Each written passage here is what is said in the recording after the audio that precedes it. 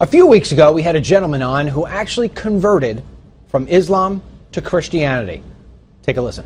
We were taught Islam was a peaceful religion, but just as he's saying, when you open up the Quran and instead of being told what to think about what's in there, you read it for yourself, you find that there are peaceful statements in the Quran, certainly, but as you progress through the Quran chronologically to the later portions, which tend to take precedence over the earlier portions, they get more and more violent. The most violent chapter of the Quran is the last chapter of the Quran to have been composed, chapter 9. This is the chapter that says, slay the infidels wherever you find them. The chapter that says, fight the Jews and Christians until they pay the jizya and feel humiliated.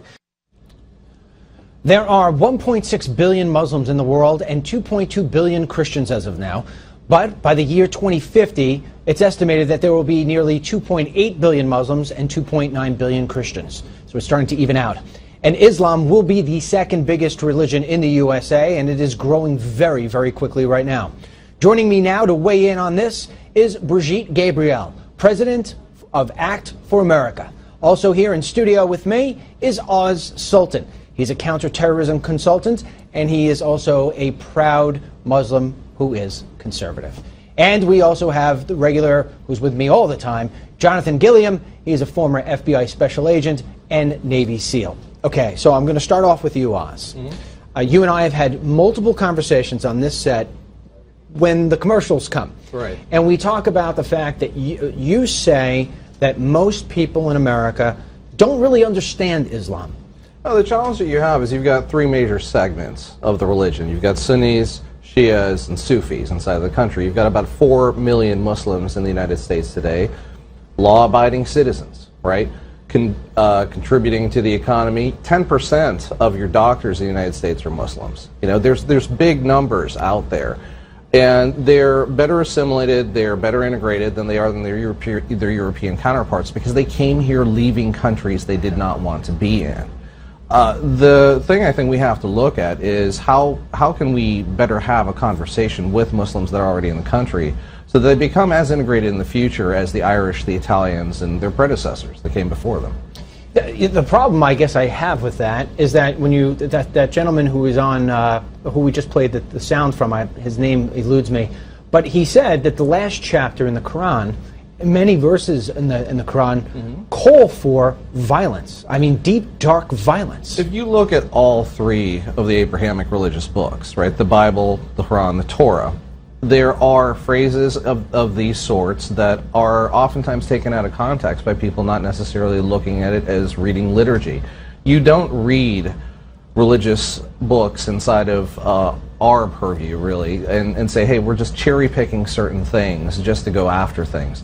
It is a narrative, and there's different ways that folks have taken a look at how you're transliterating the spoken word into action in reality.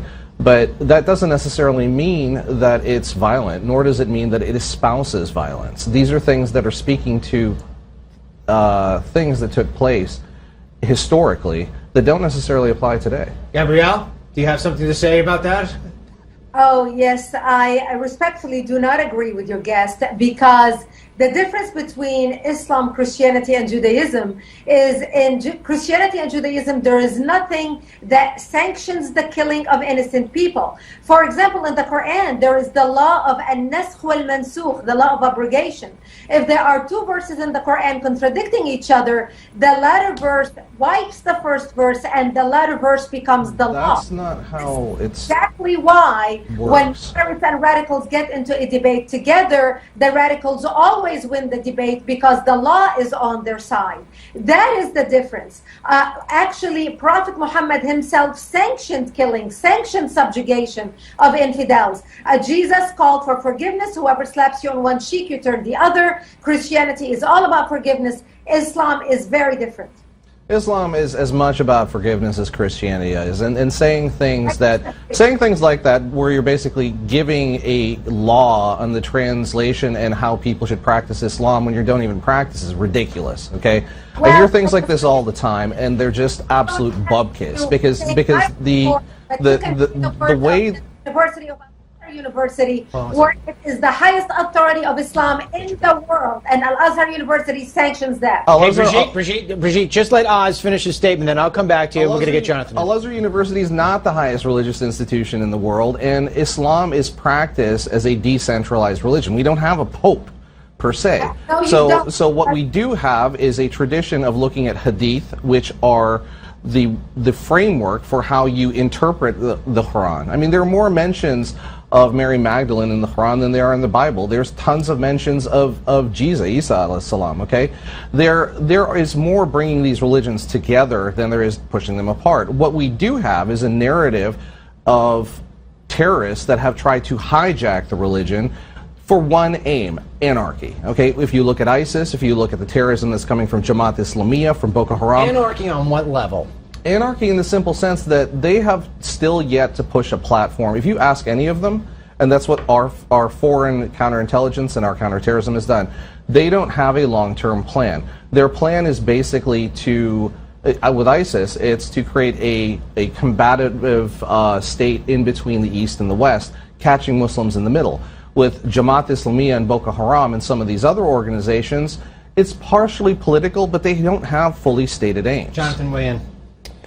Well, listen, this is, first off, this subject could go for an entire episode, no doubt about that. But I think despite my belief of how Islam evolved and Muhammad's, his fundamental teachings, how they changed as Muhammad grew and became more of a military and political leader, his belief structure became different, and the Quran reflects that, where he used the tactics that are being used now, the land grab and the movement of Islam. This is exactly the same way that it grew.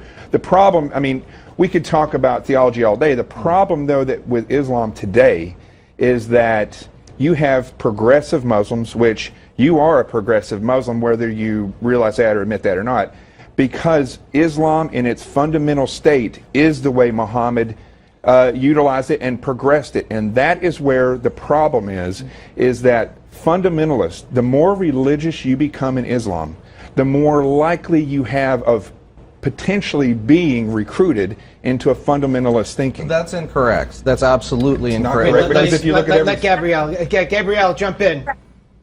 Gabriel, what did you say? Say it again. I said Jonathan is correct. He absolutely is correct. What the radicals, what ISIS is practicing today is exactly what Prophet Muhammad practiced. They are following in the footsteps of the Prophet. That's incorrect, and that's absolutely ludicrous. ISIS is a cult. ISIS is simply a cult that has perverted not just the Quran, but the word of the Prophet Muhammad. They've perverted Hadith, and they're basically doing whatever they want, whenever they want. Gabriel, finish up. They have not. I was born and raised in the Middle East. I lived in the Middle East most of my life. This is reality. The word jihad is mentioned in the Quran 40 times, 36 times out of 40 as a holy war against the infidel to either kill them or subjugate them. This is why you see minorities in the Middle East and throughout majority Islamic areas where Christians and Jews and Yazidis and everybody else is persecuted. And this has been going on for centuries, not just today. I think, let me just say one thing. I don't like to be combative when I talk to a Muslim. I have talked to a lot of Muslims, and we've come to a realization about these things. To say that it's ludicrous that in itself is a little bit off the mark, because here's the reality of this, is that you don't see Muslims that are non-religious being recruited. You don't see people that... But that's exactly what's happening with ISIS recruitment right now. But see, here's the problem. That when young people are inspired, when young people see what's going on and they're brought up with the Muslim beliefs, they're in a quandary. Do I believe the fundamental teachings, or do I just go on with what the world, the progressive Islam is telling me? And here's the thing. When Islam says what you say, that it's ludicrous, you are in fact missing the entire problem.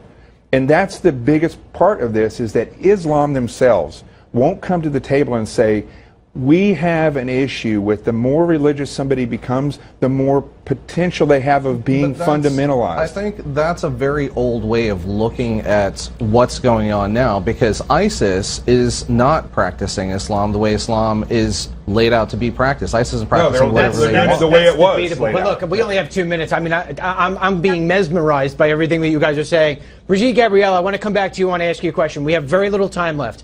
How dangerous do you think it is that Islam is growing as fast as it is growing in the United States? The danger is that radicalism is taking hold in the mosques in the United States, and the worry is that 7 out of 10 mosques are radicalized, preaching hatred and anti-democracy teachings. That's where the danger comes from, because they are being used as a recruiting tool to turn young American Muslims against America. 20 seconds. You and I have had this discussion. We're launching a anti-terrorist report in May that I'm going to be releasing that explains what ISIS is versus what Islam is and how we can actually stop their radicalization process. Go to the question. The question I asked was, how dangerous is it for Islam to be growing as fast as it is in America? Do you think it's a problem? I don't think it's a problem. I think the challenge that you have is that, listen, we've got radicals overseas, and we've got to manage and maintain that. And the way you manage and maintain that is by engaging Muslim populations. Jonathan contends that there is no difference between, there is no such thing as radical Islam. It's fundamentalism. Fundamentalism. And it is a problem when any structure, whether it be religious or political, starts to grow at a rate that is uncontrollable, which Islam is growing, not just because the religion is spreading, but because Islamic families are breeding and at a rapid rate. At a rapid rate. And the problem is that you have this fundamental difference between progressive Muslims and fundamental Muslims, and as that growth happens, so too will the fundamentalization. I have to cut it off at that. Brigitte, Gabriel, thank you so much. You know what? I'm sitting here listening to this. I barely said anything. I said, okay, I'm going to have a 1-hour special on this. We'll be in contact with you very soon about having you back. Thank you, Brigitte, Gabriel. Thank you, I Assaulted. And thank you, Jonathan, as always. What do you think? Tell us what you think. Who did you agree with here? Send me an email at dmlreport@newsmax.com. That's dmlreport@newsmax.com. Or you can send it to me personally at theycometoamerica@gmail.com. Don't go away. We're going to be talking about the shrinking U.S. military.